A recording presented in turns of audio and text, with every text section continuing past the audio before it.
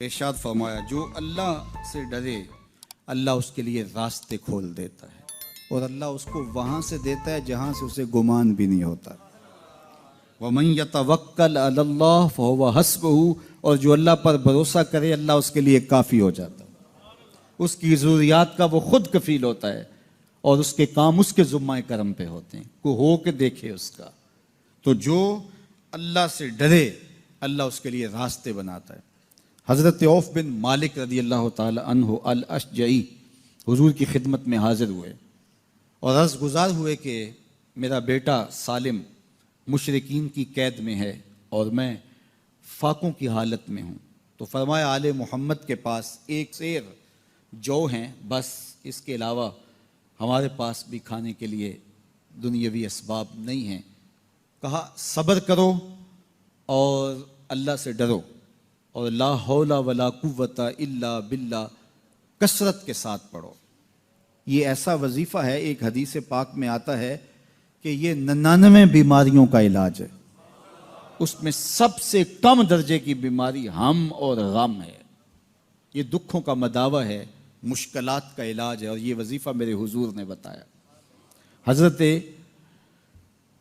ابو ذر غفاری رضی اللہ تعالیٰ عنہ کو حضور نے 5 چیزیں بتائی تھیں، ان میں سے 5ویں چیز یہ تھی کہ ابو ذر کثرت کے ساتھ لا حول ولا قوت الا باللہ پڑھا کرو۔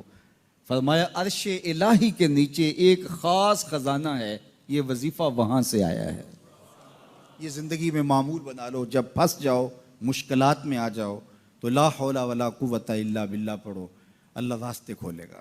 تو حضور نے 3 چیزیں فرمائی، اللہ سے ڈرو، صبر کرو اور کثرت کے ساتھ لا حول ولا قوت الا باللہ پڑھو۔ وہ فرماتے ہیں کہ میں یہ عمل شروع کیا، ابھی گھر میں بیٹھا ہی تھا کہ دروازے پہ دستک ہوئی، تو میں اٹھا کہ دروازہ کھولوں دیکھوں کہ کون ہے، تو دروازہ کھولا، دیکھا میرا بیٹا کھڑا ہے اور اس کے پیچھے 100 اونٹ کھڑے ہیں۔ تو میں نے کہا کہ تم اور یہ اونٹ؟ کہا مجھے موقع لگ گیا، میں ان کی قید سے بھاگ آیا اور آتے آتے ان کے 100 اونٹ بھی ہانک لایا ہوں۔ وَيَرْزُقْهُ مِنْ حَيْثُ لَا يَحْتَسِبُ، وہ تمہیں وہاں سے رزق دے گا جہاں سے تمہیں گمان بھی نہیں، اس کے ہو کے تو دیکھو۔ اللہ اکبر، اللہ کے ہو جاؤ تو پھر وہ تمہاری ضرورتوں کا کفیل ہو جائے گا۔ فرمایا حضرت عبداللہ ابن مسعود رضی اللہ تعالیٰ عنہ نے کہ کسی شخص کو فقر و فاقہ آ جائے تو وہ لوگوں کو بتائے کہ میں آج کل بڑے مشکل حالات میں ہوں، ہر وقت لوگوں کو بتاتا رہے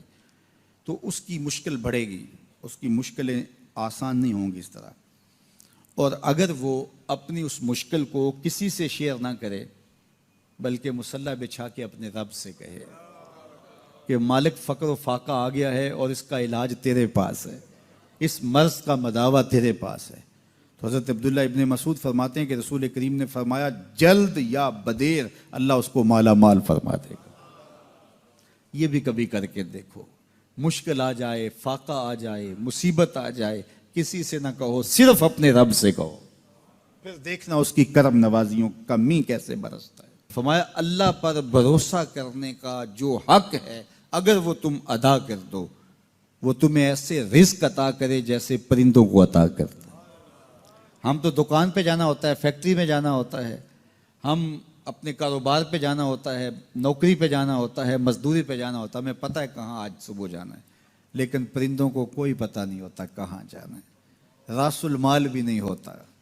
لیکن صبح نکلتے ہیں، شام کو کبھی بھی خالی پیٹ نہیں آئے۔ بن توکل پنچھی اڑ دے، خرچ نہ پلے زیرا ہو۔ گھر سے خالی پیٹ نکلتے ہیں، جب واپس آتے ہیں تو پیٹ بھرے ہوئے ہوتے ہیں، اور پھر جو ان کی ضرورت ہوتی ہے اللہ وہ ساری ضرورتیں پوری کرتا ہے، جو ضرورت ان کی ہوتی ہے۔ یہ شیر کتنا گوشت کھاتا ہے اللہ روز اسے دیتا ہے، یہ ہنس روزانہ سچے موتی کھاتے ہیں، اور آپ مارکیٹ میں لینے جائیں لاکھوں روپے لگا کے تولے ماشے کے حساب سے آپ خریدتے ہیں، پھر بھی آپ کو یقین نہیں ہوتا کہ یہ سچے ہیں یا 2 نمبر ہیں۔ اور ہنس دنیا پہ کروڑوں جانور پائے جاتے ہیں، روز کھاتے ہیں، صبح بھی، شام بھی، دوپہر بھی، پیٹ بھر کے کھاتے ہیں، اللہ روز انہیں عطا کرتا ہے۔ کہا اس پہ بھروسہ تو کر کے دیکھو، وہ تمہاری ضرورتوں کا کفیل ہوگا، اس پہ بھروسہ کرو گے وہ تمہیں وہاں سے دے گا جہاں تجھے گمان بھی